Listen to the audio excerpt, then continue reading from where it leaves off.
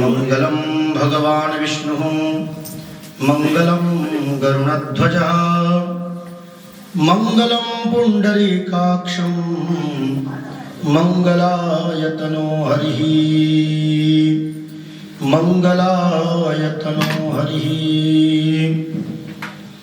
गजाननं भूतगणाधिसेवितं कपित्थजम्बूफलचारुभक्षणम् उमासुतं शोकविनाशकारकं नमामि विघ्नेश्वरपादपङ्कजम्।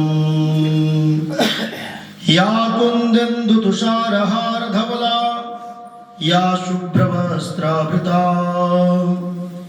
या वीणावरदण्डमण्डितकरा या श्वेतपद्मासना या ब्रह्माच्युतशङ्करप्रभृतिभिर्देवैः सदा वन्दिता सा मां पातु सरस्वती भगवती निःशेषजाड्यापः निःशेषजाड्यापः। काली काली महाकाली कालिके परमेश्वरी सर्वानंद करे देवी नारायणी नमोस्तुते नारायणी नमोस्तुते। खड्गं चक्रगदेषु चापपरिधान शूलं भुजुण्डिं शिरः शङ्खं सन्दधतिं करैस्त्रिनयनां सर्वाङ्गभूषावृतां नीलाश्मद्युतिमास्य पाददशकां सेवे महाकालिकां यामस्तत्स्वपिते हरौ कमलजो हन्तुं मधुं कैटभम् हन्तुं मधुं कैटभम्। ॐ सानन्दमानन्दवने वसन्तम् आनन्दकन्दं हतपापवृन्दम् वाराणसीनाथमनाथनाथं श्रीविश्वनाथं शरणं प्रपद्ये श्रीविश्वनाथं शरणं प्रपद्ये। ॐ बम बटुक भैरवाय नमो नमः। लाल देह लालीलशै अरुधरुलाल लंगूर वज्र देह दानव दलन जय जय जय कपिशूर जय जय जय कपिशूर।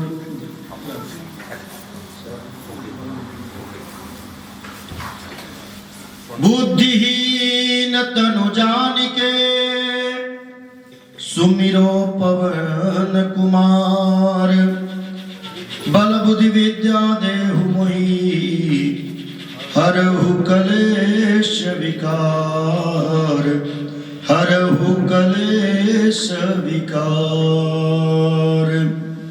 ओम नारायणं नमस्कृत्यं नरं चैव नरोत्तमं देवीं सरस्वतीं व्यासं ततो जयमुदीरयेत् ततो जयमुदीरयेत्। जयन्ती मंगला काली भद्रकाली कपालिनी दुर्गा क्षमा शिवा धात्री स्वाहा स्वधा नमोस्तुते स्वाहा स्वधा नमोस्तुते।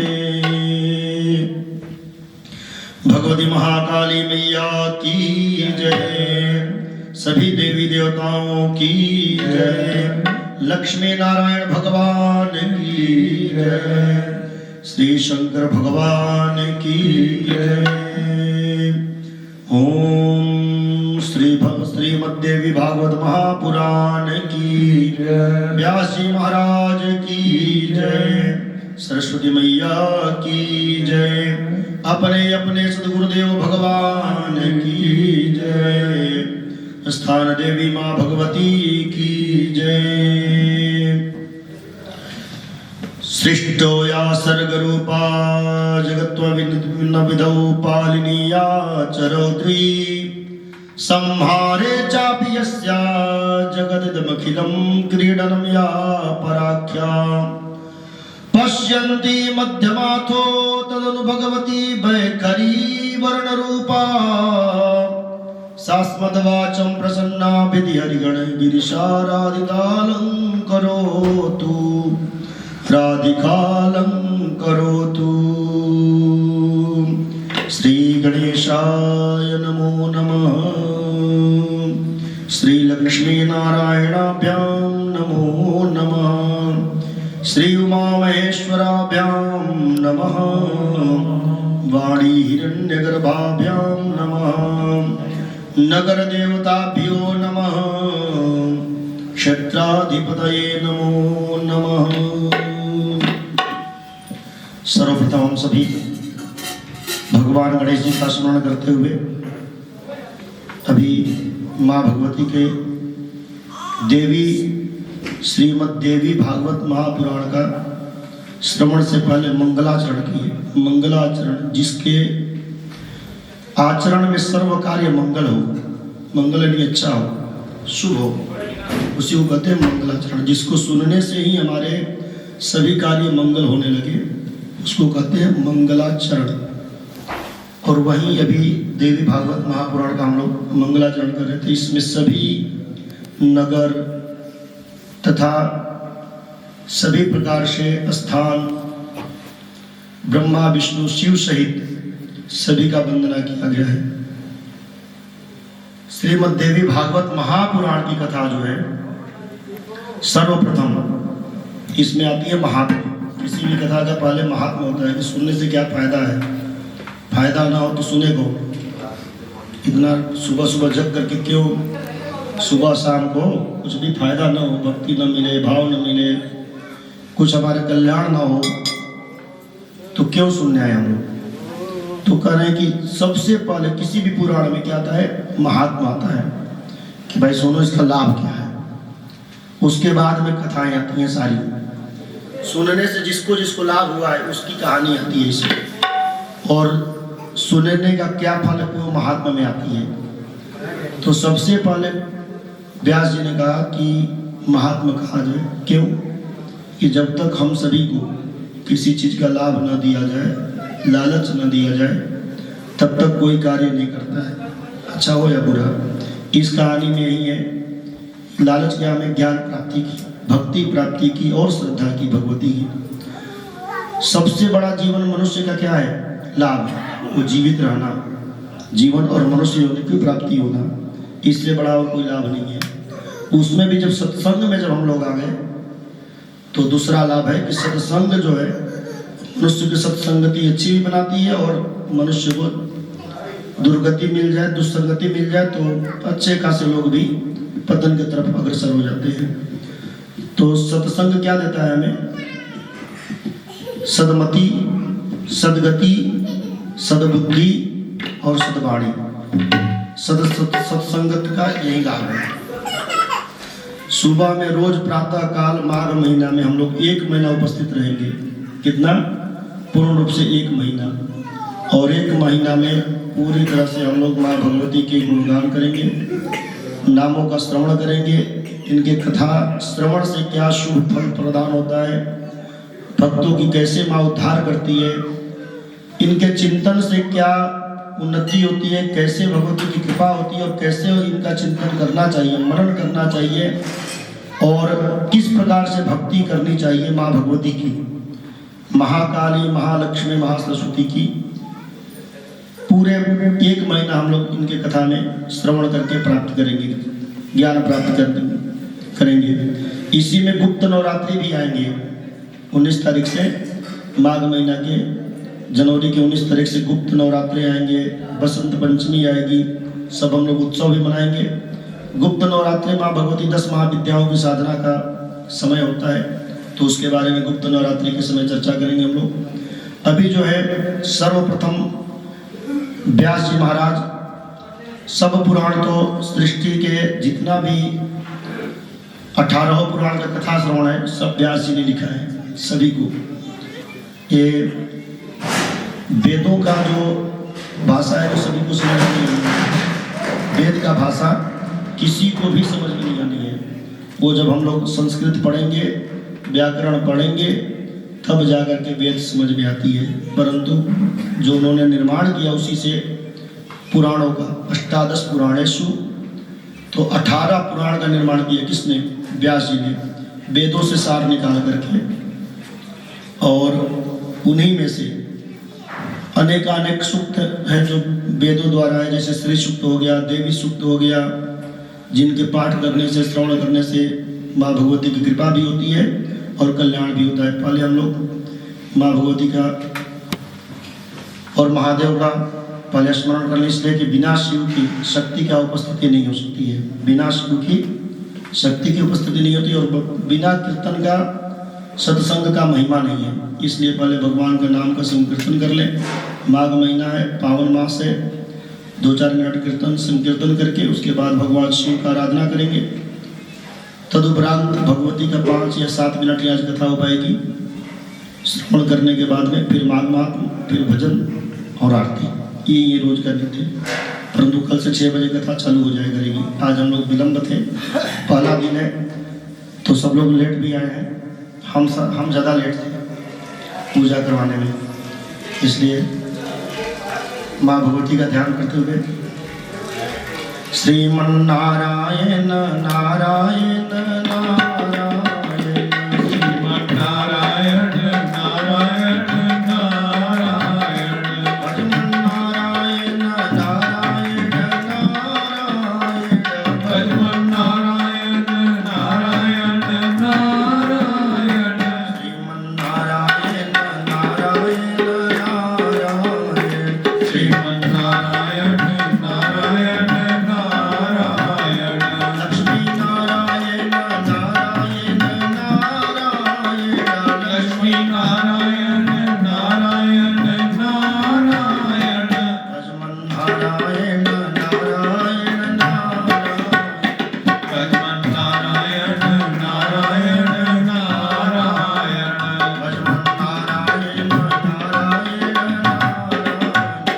भजमन्नारायण नारायण नारायण नारायण नारायण मत्स्य नारायण नारायण नारायण मत्स्य नारायण नारायण नारायण कुर्मा नारायण नारायण नारायण कुर्मा नारायण नारायण नारायण कुर्मा नारायण नारायण नारायण कुर्मा नारायण नारायण नारायण नरसिंह नारायण नारायण नारायण नरसिंह नारायण नारायण नारायण नरसिंह नारायण नारायण नारायण नरसिंह नारायण नारायण नारायण नरसिंह नारायण नारायण नारायण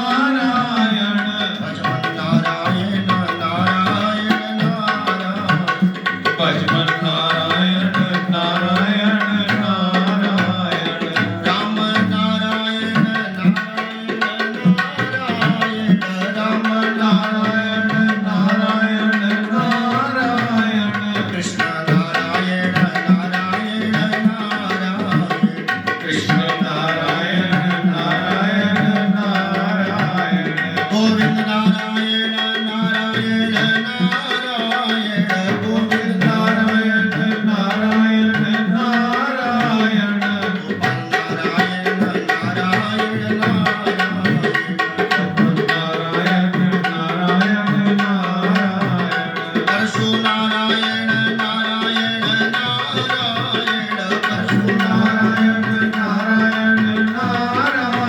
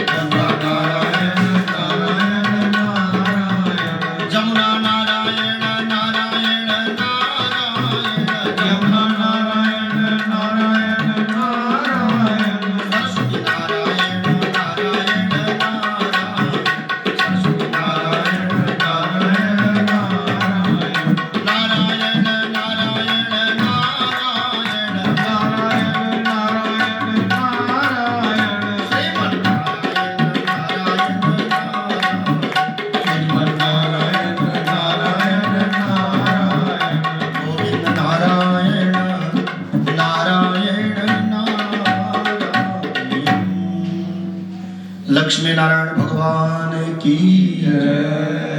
संकीर्तन इसी को कहते हैं। भजन कीर्तन के जो हमारे फिल्मी गानों पे जो भजन होते हैं वह एक तरह से भजन, और संकीर्तन कहते हैं भगवान के नामों का स्मरण, जिसको नाम को सुमिरन करते रहे। ये भी हमने जिसका नाम लिया है ना, 10 भगवान के 10 नाम, जिस जो इनका जन्म शुरू से हुआ है, मत्स्य रूप में लिए नारायण जन्म, कुरमल रूप से लिए, नरसिंह रूप से लिए, सभी का नाम हम लोगों ने भी सुमिरन किया है। भगवान गीता में भी कहे हैं, और 18 पुराण में श्रीमद् भागवत महापुराण जो है कृष्ण भगवान की, जिसमें संपूर्ण लीलाएं हैं, उसमें कहें कि जो भी हमारे 10 नामों का सुमिरन करता है, प्रातः काल में करता है, माघ महीना में करता है, उसके जन्म जन्मांतर के, देखिए इसी जन्म के नहीं, जन्म जन्मांतर के कई जन्मों के पाप ताप भगवान नष्ट कर देते हैं। कर्म के बंधन से हम लोग बंधे हुए, किसके? कर्म के बंधनों से। कोई भी मनुष्य जिसका कर्म समाप्त हो जाता है, उसकी सांसें क्षीण हो जाती है, और यहाँ से उसका पुनरागति नहीं होती है, वो यहाँ से चलायमान हो जाता है। जब तक कर्म का बंधन है तब तक हम एक दूसरे से मिल रहे हैं, मिलेंगे और मिलते रहेंगे। जिस दिन कर्म समाप्त हो गई उसी दिन, कभी कभी आप लोग देखते होंगे कि एक व्यक्ति सभी का कर्जा लिया है, एक दिन अचानक लौटाने लगता है, सभी को दे दे करके अचानक पता चलता है कि लास्ट वाले का कर्जा दिया और अगले दिन समाप्त हो गए। लोग कहते अरे यार अभी तो आया था, उसकी वही बंधन थी, वही मोक्ष हो गया। ये नहीं कि कर्ज लेकर के किसी को दिया नहीं।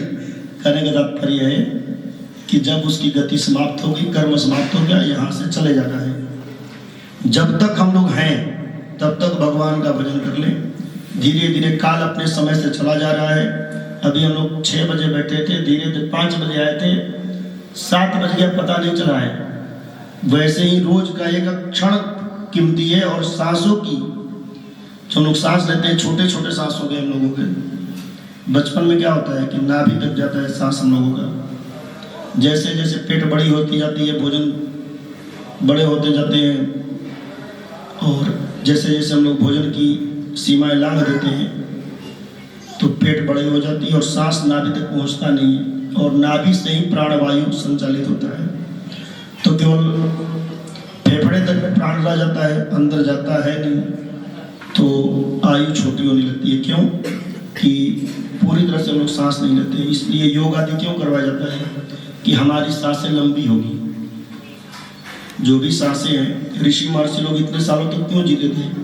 यौगिक क्रियाओं से जीते थे, और वो भजन करते थे लंबी सांस लेकर के। भजन के समय या पूजन के समय प्राणायाम आदि करने का विधान है। प्राणायाम घर पे भी अपने आप भी सीखना चाहिए। भजन करते हैं हम लोग, इतना पूजा पाठ करते हैं, सभी किसी को पैरों में दर्द है, किसी की हड्डियों में दर्द है, सब है। क्यों है? सुबह जगते भी हैं, सब करते हैं। कारण कि जगने का महत्व है कि जग करके कुछ अपने शरीर के लिए भी करो, अपने आप को तपो। और तपना क्या है कि थोड़ा सा योगा करके अपने आप को फिट रखो, तभी जाकर के लंबी सांस होगी, और सांस होगी, श्वास लंबे होंगे तो भजन भी करने का आनंद होगा, तभी आपका ध्यान भी लगेगा। इसमें देवी श्रीमद् देवी भागवत महापुराण के 7वें स्कंद में आएगा यौगिक क्रिया के बारे में। 7वें स्कंद में आएगा कि यौगिक क्रियाओं का महत्व क्या है, इससे किस प्रकार से हमारी गति होती है, और इसमें कैसे करना चाहिए। स्वयं माँ भगवती हिमालय, राजा हिमालय हैं जो माँ भगवती सती के पिताजी, उनको ज्ञान दिया है इसमें। उसको कहा जाता है देवी गीता। जिस प्रकार श्रीमद् भागवत गीता है, वैसे देवी गीता भी है। 7वें स्कंद में इसकी कहानी आएगी। तो जो सृष्टि काल में सर्ग स्थिति कर रहे हैं व्यास जी महाराज को, सृष्टो या सर्ग रूपा जगत नविधौ पालिनी या चरौद्री, करे कि जो सृष्टि काल में, स्थिति काल में पालन शक्ति तथा संहार काल में रुद्र शक्ति रूप से रहती हैं। चराचर जगत जिनके मनोरंजन की सामग्री है, परा पश्यंती मध्यमा और वैखरी, वाणी के रूप में जो विराजमान रहती है, वाणी की गति है, तथा ब्रह्मा विष्णु एवं शंकर के द्वारा जो आराधित है।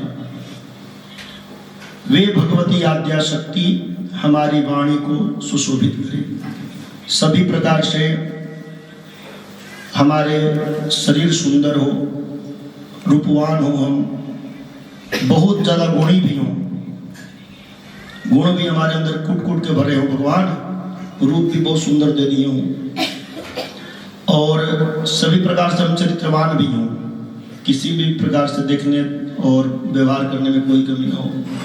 परंतु अगर आपकी वाणी सही नहीं है, वाणी का देखिए सबसे पहले ऐम जो आता है ना माताओं के मंत्र में, ओम ऐम ह्रीम क्लीम चामुंडायै विच्चे, इसमें क्या है कि सबसे पहले सरस्वती माता आती है।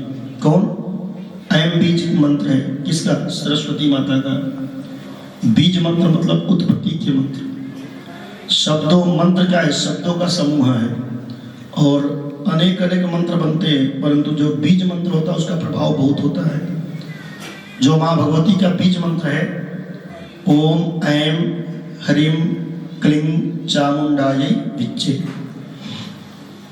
ये क्या है कि मंत्र में ना अनेक भ्रांतियां होती हैं, परंतु बीज मंत्रों का क्या है कि गुरु परंपरा से मिलता है। कोई कोई जाप करता है ओम ऐम ह्रीम क्लीं चामुंडायै विच्चे, कोई कोई करता है ओम ऐं ह्रीं क्लीं चामुंडायै विच्चे। तो ये गुरु परंपरा से मिलता है। ये शब्दों की ज्ञान ये है कि गुरु परंपरा, जिसके गुरु जी जिस प्रकार से मंत्र दिए हैं। व्याकरण कहता है कि ऐम जब लग जाता है और उसके आगे ह्री है, हा है, तो म लगाओ, तो ओम ऐम ह्रीम, और क्ली जब आ जाता है, का आ जाता है तो ग लगाओ, तो क्लीं चामुंडायै विच्चे, और क्लीं लगाओ तो क्लीं यहाँ लगाओ, चा आगे तो यहाँ लगाओ, तो चामुंडायै विच्चे। ये मंत्र जो है माँ भगवती दुर्गा का स्वरूप तैयार करता है। कौन? नवार्ण मंत्र कहते हैं। क्या? नवार्ण मंत्र, 9 अक्षरों का मंत्र है, और ये माँ भगवती की 9 दुर्गा का रूप तैयार करता है, तो दुर्गा माँ बनती है। करिए कि ऐम बीज मंत्र जो है, सब कुछ हमारे पास सुंदर हो, सुशील हो हम लोग, और वाणी हमारी सही नहीं है, तो जाई रही पाई बिनु पाई, रहे या ना रहे। जब हमारी वाणी ही सही नहीं है तो हमारा शरीर सुंदर रहे या ना रहे, कोई हमारे पास में भी गुजरेगा नहीं, पागल यार क्या पता क्या बोल देगा ये।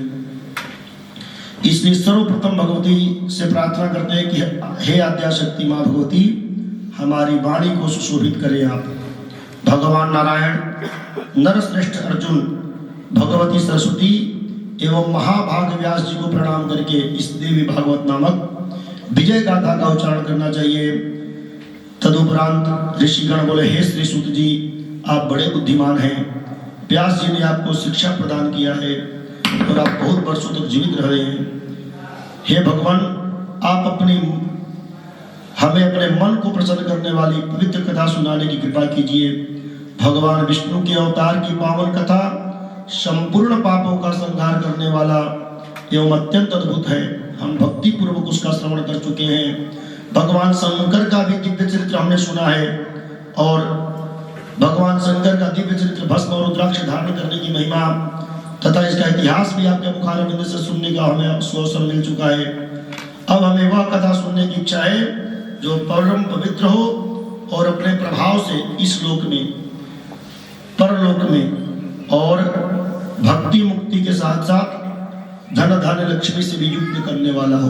महाकाली माता शक्ति रहती है, इसी में आती है महालक्ष्मी माता, वो धन धान्य देती हैं, और महासरस्वती कीर्ति लाभ वाणी ज्ञान सब प्रदान करती है।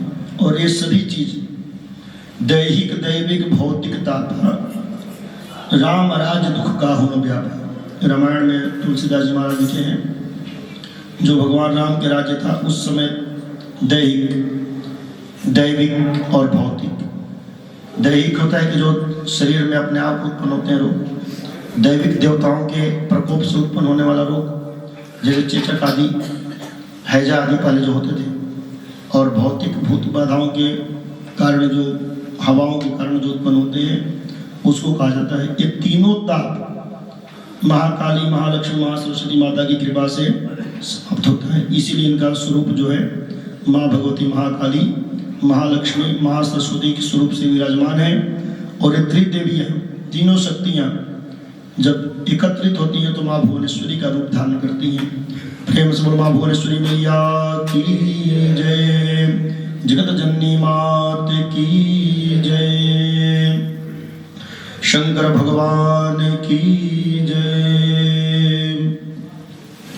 न मंत्रो नो यंत्रम तदपि च न जाने स्तुतिमहो, न चाह्वानं ध्यानं तदपि च न जाने स्तुति कथा, न जाने मुद्रास्ते तदपि च न जाने विलपनम्, परं जाने मातस् त्वदनुसरणं क्लेशहरणं, त्वदनुसरणं क्लेशहरणम्।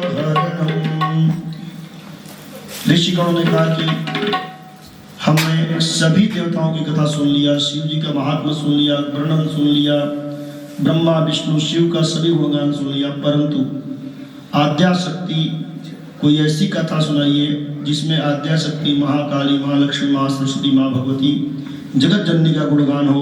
तब सूत जी ने कहा, हे ऋषियों, तुम बहुत भाग्यशाली हो।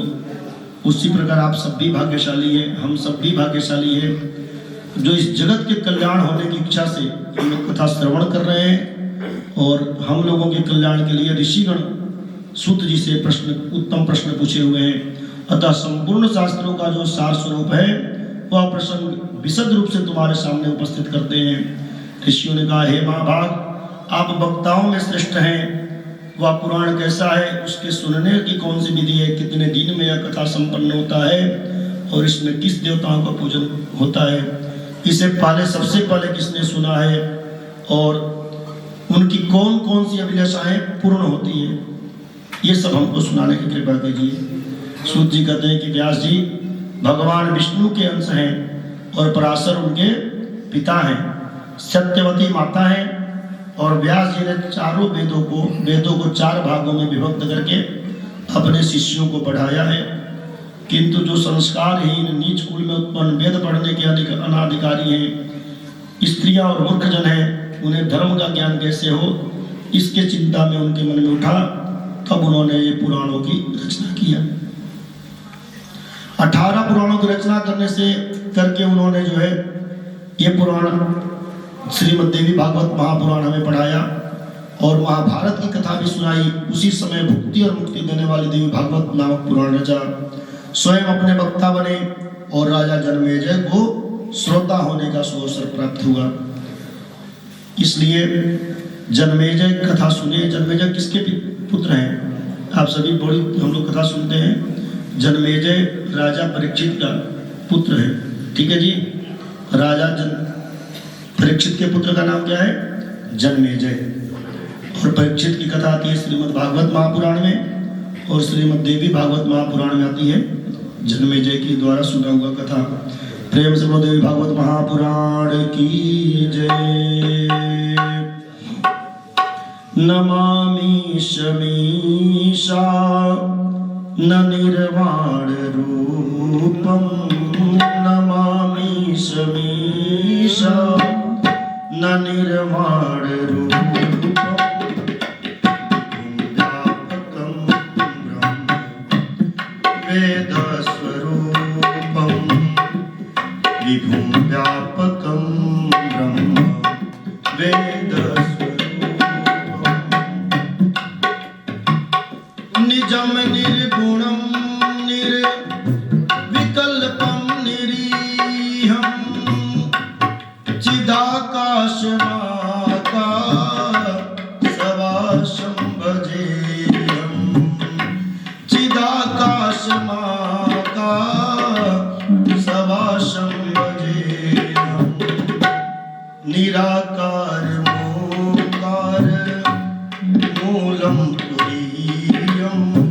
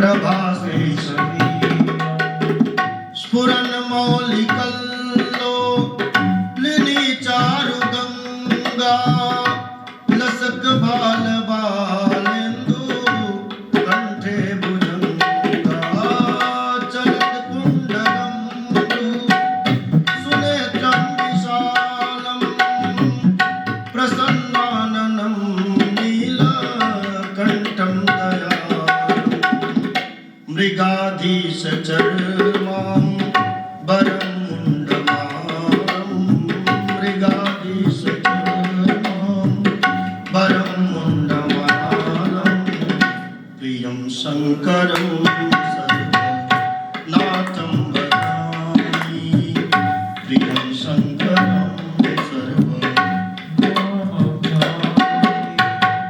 प्रचण्डं प्रकृष्टं प्रगल्भं परेशम् अखण्डं यजं भानुकोटिप्रकाशम् अखण्डं यजं भानुकोटिप्रकाशम् त्रयशूलनिर्मूलनं शूलपाणिं त्रयशूलनिर्मूलनं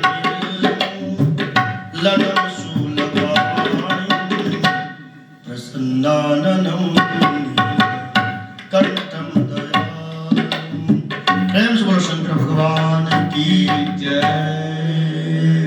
हर हर महादेव। माँ भगवती महाकाली के चरणों में साष्टांग हम सब प्रणाम करते हुए आज की कथा देवी भागवत महापुराण का विराम करते हैं। कारण कि समय की कमी भी है और कथा का शुभारंभ है, तो जितने दिन हम लोग लेट होते जाएंगे तो रोज रोज लेट होते जाएगा। सही बात, ठीक है जी। तो समय पे रहेंगे तो सब लोग समय से आएंगे, उनको पता रहेगा कि पंडित जी लोग समय पे समाप्त कर दे रहे हैं। वैसे हम लोग कहीं और जगह बैठे समय का ज्ञान नहीं होता है, परंतु धर्म स्थल का लोगों का ध्यान रहता है कि कारण क्या है कि समय का महत्व तो वहीं पे पता चलता है। कहाँ पे? जब हम लोग धर्म करते हैं। ऐसे वैसे कई जगह पे जाएं 10 घंटा भी बैठे रहे हम लोग को पता ही नहीं चलेगा। ट्रेन में जाएं तो यात्रा कर रहे हैं कोई पता ही नहीं है। परंतु समय का महत्व यानी कि काल का महत्व जब भगवान के शरण में आते हैं तब पता चलता है कि हमने क्या किया, कितना देर किया, कैसे किया। यानी कि इसका ये गिनती है आपके हृदय में। तो समझिए कि एक काल आपके लिए जो है पुण्य समय है। यही समय जो है आपके जीवन का धन्य है, जिस समय आपने भगवती के चरणों में नाम लेकर के उनका सुमिरन किया। बाकी समय जो है आपका अपने कर्मों के लिए था, परंतु जो नाम भगवान के दिया है वो आप तो याद किए ही हो, वो भगवान ने भी अपने डायरी में लिख लिया है। इसलिए ये सब हम लोग को याद रहता है, ये समय हम लोग को याद रहता है कि अरे आधा घंटा हो गया, 1 घंटा हो गया। मैया जी एक बार ना इनको समाप्त कर देते हैं, उसके बाद में श्रीमद् भागवत एक माघ मातम को भी, उसके बाद भजन फिर आरती। ठीक। ओम नमो भगवते वासुदेवाय। ओम नमो भगवते वासुदेवाय। ओम नमो भगवते वासुदेवाय।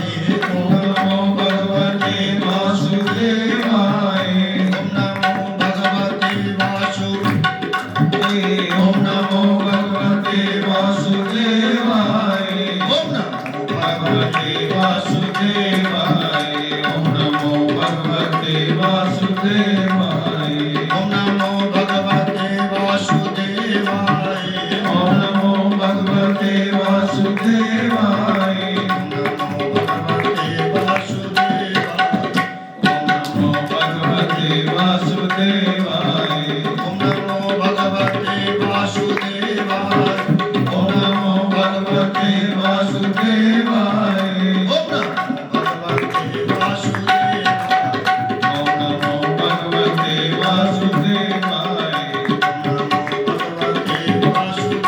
वासुदेवाय। ओम नमो भगवते वासुदेवाय। प्रेम से लक्ष्मण भगवान की जय, विष्णु भगवान की जय। सच्चिदानंद रूपाय विश्वोत्पत्त्यादि हेतवे तापत्रय विनाशाय श्रीकृष्णाय वयं नुमः। ओम नारायणाय विद्महे वासुदेवाय धीमहि तन्नो विष्णु प्रचोदयात्। ओम महालक्ष्मी च विद्महे विष्णु विष्णुपत्न्यै च धीमहि तन्नो लक्ष्मी प्रचोदयात्। श्री गणेशाय नमः। श्री माघ महात्म प्रारंभ। सारे संसार के कर्ता श्री भगवान विष्णु, देवी माँ सरस्वती तथा श्री गुरु चरणों में प्रणाम करके हम सभी इस माघ महात्म का कथा का रचना करते हुए श्री सूत जी से सौनकादि 88,000 ऋषियों ने पूछा कहाँ पे नहीं मिशारण्य क्षेत्र में कि आपके गुरु व्यास जी हैं और गुरुदेव की कृपा से आप मुझे इस माघ मास का महात्म कहिए। कार्तिक मास का सुन लिए, बैसाख का सुन लिए। सर्वप्रथम कौन सा महीना आता है? बैसाख, जिसका बहुत पुण्य है। फिर आता है कार्तिक, जिसका उससे ज़्यादा पुण्य है। और उसके बाद आता है माघ महात्म, जो पुण्यों से पुण्य है। कारण क्या है कि माघ महात्म में भगवान नारायण के स्वरूप का पूजन भी होता है, दामोदर भगवान का स्मरण भी होता है। और माघ महात्म में सभी देवी देवता जो है जल के साथ साथ में स्वयं भी पूजन पाठ में लगे रहते हैं। स्नान के साथ में स्वयं भी पूजन पाठ करते हैं वो सुबह में, प्रातः काल में। कहाँ पे? प्रयागराज में। सबसे पहला यज्ञ जो है धरती पर प्रयागराज में हुआ था। बहुत बड़ा आयोजन यज्ञ का, जो हम लोग पूजा पाठ करते हैं तो ये छोटा रूप है पूजा यज्ञ का, परंतु बहुत बड़ा आयोजन सृष्टि में कभी कहीं हुआ था। तो पहला आयोजन था प्रयागराज में और माघ महीना था, इसलिए माघ महात्म का जो है और प्रयागराज में बहुत महत्व है। वहाँ पर गंगा, यमुना और सरस्वती माता त्रिवेणी रूप से विराजमान है। उनका नाम लेने से, स्मरण करने से और स्नान करने से, आचमन करने से हमारे तीनों ताप नष्ट हो जाते हैं। दैहिक, दैविक, भौतिक, कायिक, वाचिक, मानसिक पाप सब नष्ट हो जाते हैं। कायिक मतलब कर्म से किया हुआ, वाचिक मतलब वाणी से किया हुआ, और मन से किया हुआ मानसिक पाप सब नष्ट हो जाता है। मानसिक पाप नष्ट करने की शक्ति किसी में भी नहीं है। कारण क्या है कि मन में हम लोग जो भी लेते हैं तुरंत लिखी जाती है। कौन लिखते हैं? श्रवण देवता है। हमारे आसपास में सभी के श्रवण देवता विराजमान रहते हैं। श्रवण देवता हमारे हर मन को जानते हैं और वो जाकर के धर्मराज के पास लिखवा देते हैं कि इस व्यक्ति ने ये सोचा। कर्म लिखी जा रही है, कर्म की गति रुकी नहीं है। जैसे हम लोग सोचते हैं, जिस प्रकार जीते हैं, वो सब लिखी जा रही है। परंतु वो नष्ट करने में किसके पास शक्ति है? गंगा, जमुना, सरस्वती, त्रिवेणी नदी की। और माघ महात्म में स्नान करके जो भी व्यक्ति प्रातः काल स्नान करके यथाशक्ति दान पुण्य करता है, भगवती के चरणों में, भगवान के चरणों में अपना समय व्यतीत करता है, तो उस समय उसका धन्य हो जाता है। माघ महात्म की कथा में जो है सबसे पहले अभी हमारे सचदेवा साहब ने इसकी वर्णन बता दिया था कि स्नान का विधि क्या है। प्रातःकाल जगो, अपना नित्य क्रिया से निवृत्त होकर के थोड़ा सा बाल्टी में या जिसमें स्नान करते हो उसमें गंगा जल डालो, धो करके रख लेना रात को ही उसको। तो गंगा जल डालने के बाद में गंगा जल का महत्व क्या है, कैसे डालना चाहिए? पानी में गंगा जल डालोगे तो गंगा जल का महत्व नहीं है। क्या है? पानी में डालोगे गंगा जल तो गंगा जल का कोई महत्व नहीं है। जिस प्रकार से अगर विशेष सम्माननीय व्यक्ति कोई होता है, उसका सम्मान नहीं करते हैं तो अब उसको लगता है कि मेरा अपमान हो गया। तो गंगा जी को पहले डालो और तब पानी चालू, टूटी चालू करो, फिर तो महत्व गंगा जी का है। और नहीं तो पानी डाले, भर लिया और फिर गंगा जल ऊपर से चालू डाल दिए, गंगा जल वो जल ही है, कोई महत्व नहीं है। पुण्य आपके मन को लग गया परंतु महत्व नहीं हुआ। इसलिए कभी भी जब भी डाले पानी स्नान के समय तो पहले गंगा जल की 2 बूंद डाल लें, उसके बाद में जल पानी टूटी छोड़े, पानी भर जाए, स्नान कर लो। स्नान से पहले हाथ में जल ले लेना चाहिए ऐसे ही, और कह देना चाहिए कि हे गंगा, यमुना, सरस्वती माता, हे विष्णु भगवान, दामोदर भगवान। इस महीना जब दामोदर भगवान, बेणी माधव भगवान जो भी गा दोगे, हम आपकी प्रसन्नता के लिए स्नान करने हैं, और जल छोड़ दो वहीं पे। इसका 4 गुना नहीं 100 गुना फल प्राप्त होगा हमें स्नान का। रोज स्नान करते हैं परंतु ये कह करके करेंगे जब हम कि हम माघ महीना में स्नान करें प्रभु, बस इसका पुण्य अधिक से अधिक बढ़ जाएगा और पुण्य के लिए ही सारा कर्म है हमारा। तो उससे पाप भी नष्ट होंगे, ताप भी नष्ट होंगे और हमारे जीवन के अनेक प्रकार की वृत्तियां समाप्त हो जाएंगी।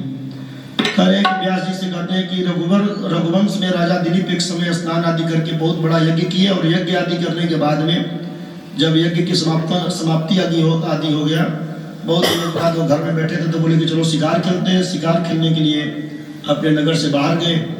वहाँ गए तो कोई शिकार मिली नहीं उनको। बड़ी दूर निकल गए, नगर में जाने का व्यवस्था था नहीं, घोड़ा हाथी थे पहले तो। अब तो लोग रात बिरात कहीं कार है निकल आते हैं, पहले घोड़ा हाथी थक जाते थे, चलते चलते सैनिक भी थे साथ में। तो एक सरोवर देखकर वहीं पे रात को उन्होंने विश्राम किया। तो रात्रि में क्या हुआ कि अनेक सूकर होते हैं, जो जंगली सुअर है, वही वहाँ पे पानी पीने के लिए। तो राजा ने के सिपाही जो थे अपना बाण मार के उनका शिकार किया, बड़ी खुश हुए।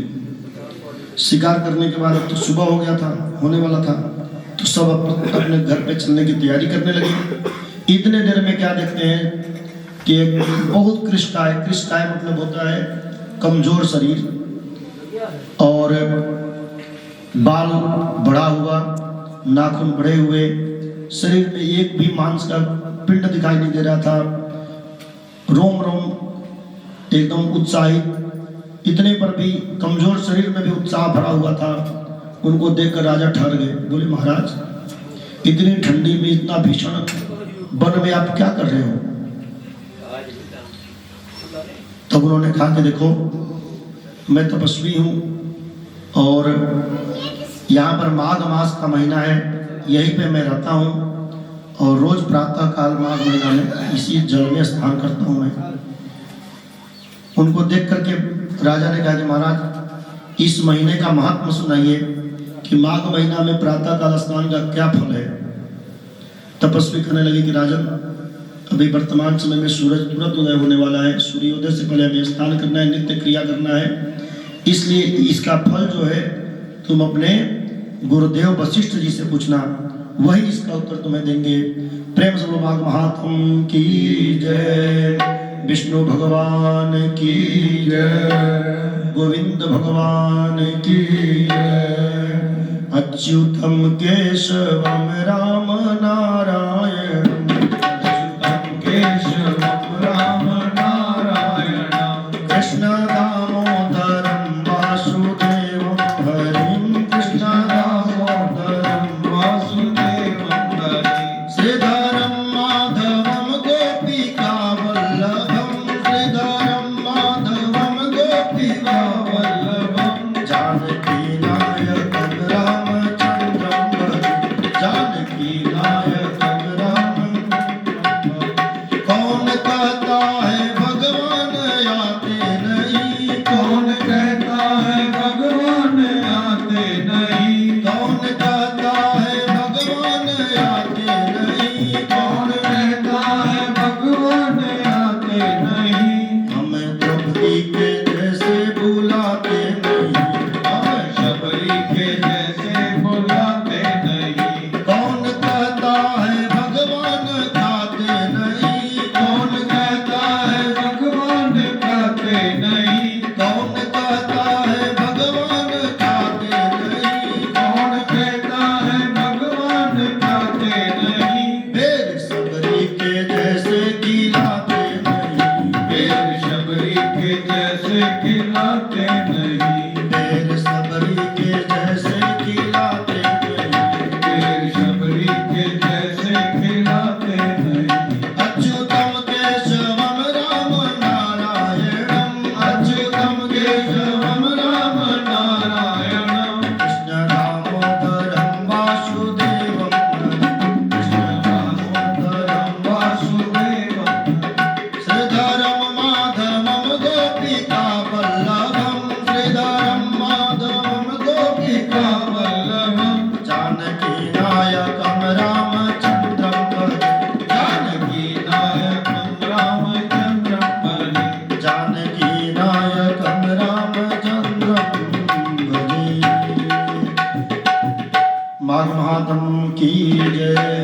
लक्ष्मी नारायण भगवान की। देखो अभी मन के बारे में बता रहे थे हमारे परम पूजनीय अभय जी शास्त्री। सारी दुनिया में कोई भी आपके मन में नहीं पढ़ सकता। और मन जो है हमारा इतना बड़ा शरीर है और अंदर छोटा सा मन है जो हमको घुमाए फिरता है। तो मां से बेनती क्या करनी है, मैया जी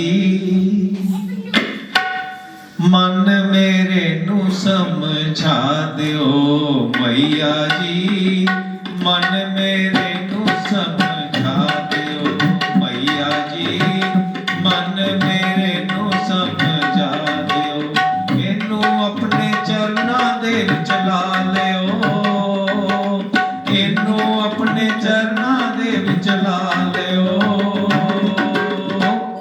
ए मेरे आखे नहीं लगदा, ए मेरे आखे नहीं लगदा, हर वेले चुगलियां निंदा ही करदा, हर वेले चुगलियां निंदा ही करदा, ज्ञान दी पोथियां नूए नहीं पढ़दा, ज्ञान दी पोथियां नूए नहीं पढ़दा, इनू नाम वाला जाम पिला दियो, मेरे आखे नहीं लगदा, इनू नाम वाला जाम पिला दियो, मेरे आखे नहीं लगदा, चंचल मन मेरा उड़ उड़ जांदा, चंचल मन मेरा उड़ उड़ जांदा, चंचल मन मेरा उड़ उड़ जांदा, चंचल मेरा उड़ उड़ जांदा, गुरु दे नाल कदे प्रीत नहीं पांदा, गुरु दे नाल कदे प्रीत नहीं पांदा,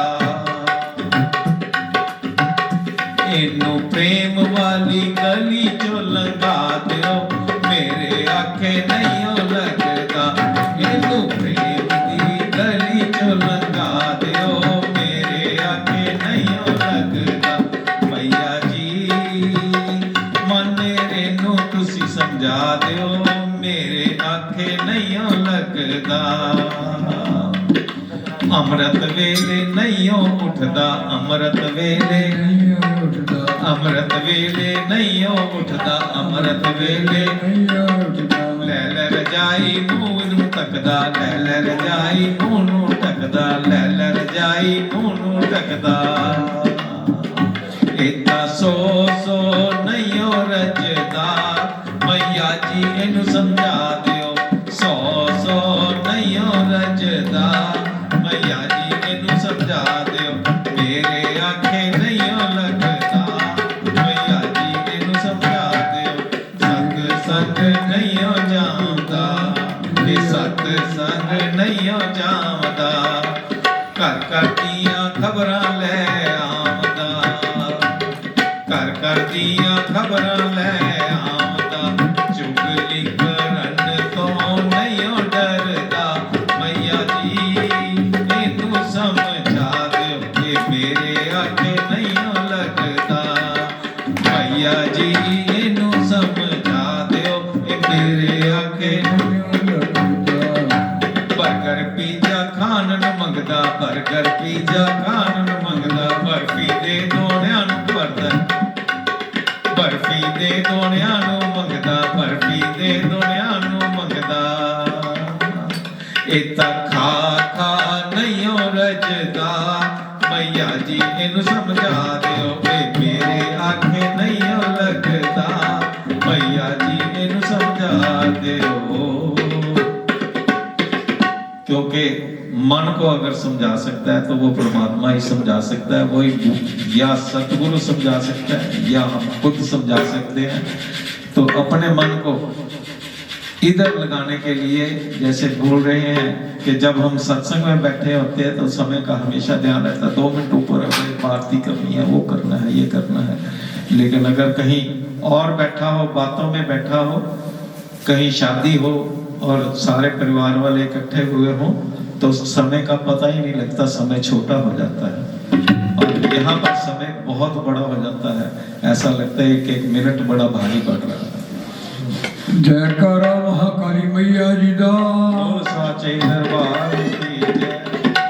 मंगी मैं मुराद सदा ਤੇਰੇ ਕੋਲੋਂ ਲਈਏ ਮੰਗੀ ਮੈਂ ਮੁਰਾਦ ਸਦਾ ਤੇਰੇ ਕੋਲੋਂ ਲਈਏ ਫਿਰ ਇੱਕ ਵਾਰ ਮੈਨੂੰ ਲੋੜ ਤੇਰੀ ਪਈਏ ਫਿਰ ਇੱਕ ਵਾਰ ਮੈਨੂੰ ਲੋੜ ਤੇਰੀ ਪਈਏ ਫਿਰ ਇੱਕ ਵਾਰ ਮੈਨੂੰ ਲੋੜ ਤੇਰੀ ਪਈਏ ਫਿਰ ਇੱਕ ਵਾਰ ਮੈਨੂੰ ਲੋੜ ਤੇਰੀ ਪਈਏ ਫਿਰ ਇੱਕ ਵਾਰ ਮੈਨੂੰ ਲੋੜ ਤੇਰੀ ਪਈਏ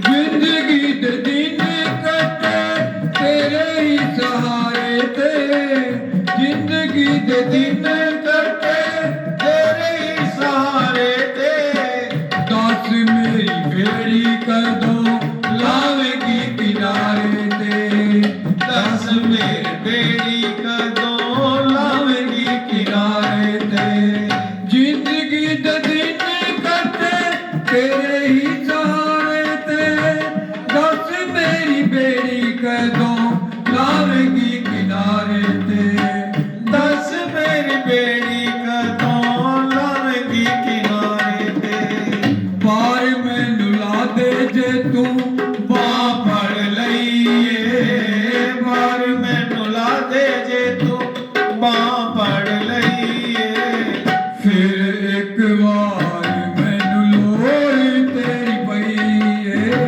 ਫਿਰ ਇੱਕ ਵਾਰ ਮੈਨੂੰ ਲੋੜ ਤੇਰੀ ਪਈਏ ਫਿਰ ਇੱਕ ਵਾਰ ਮੈਨੂੰ ਲੋੜ ਤੇਰੀ ਪਈਏ ਫਿਰ ਇੱਕ ਵਾਰ ਮੈਨੂੰ ਲੋੜ ਤੇਰੀ ਪਈਏ ਫਿਰ ਇੱਕ ਵਾਰ ਮੈਨੂੰ ਲੋੜ ਤੇਰੀ ਪਈਏ ਤੇਰਾ ਦਰ ਛੱਡ ਕੇ ਮੈਂ ਹੋਰ ਦਰ ਜਾਣਾ ਨਹੀਂ ਤੇਰਾ ਦਰ ਛੱਡ ਕੇ ਮੈਂ ਹੋਰ ਦਰ ਜਾਣਾ ਨਹੀਂ ਮਾਵਾਂ ਬਿਨ ਬੱਚਿਆਂ ਦਾ ਕੋਈ ਵੀ ਠਿਕਾਣਾ ਨਹੀਂ ਮਾਵਾਂ ਬਿਨ ਬੱਚਿਆਂ ਦਾ ਕੋਈ ਵੀ ਠਿਕਾਣਾ ਨਹੀਂ ਤੇਰਾ ਦਰ ਛੱਡ ਕੇ ਮੈਂ ਹੋਰ ਦਰ ਜਾਣਾ ਨਹੀਂ ਮਾਵਾਂ ਬਿਨ ਬੱਚਿਆਂ ਦਾ ਕੋਈ ਵੀ ਠਿਕਾਣਾ ਨਹੀਂ ਮਾਵਾਂ ਬਿਨ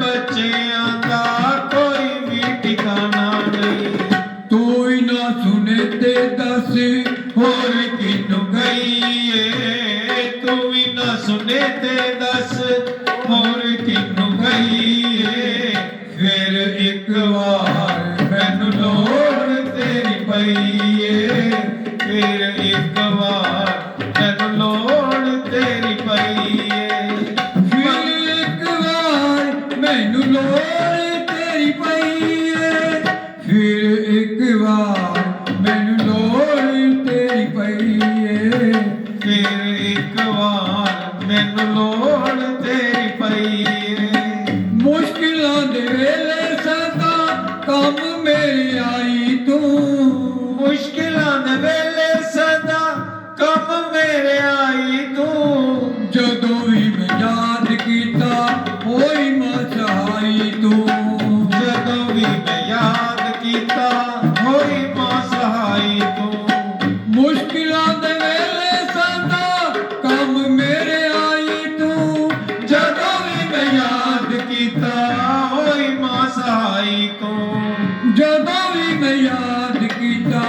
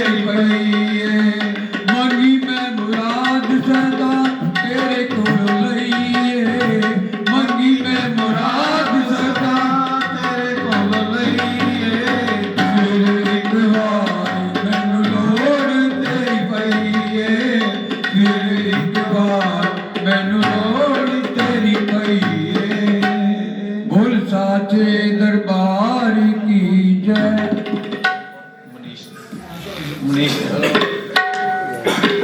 ਆ ਮਾਈਕ ਦੇ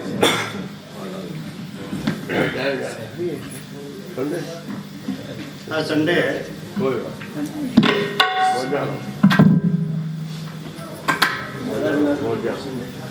जगह में संडे ना मना लेना सारे लोग लेकर आए नहीं मैं तो लाइव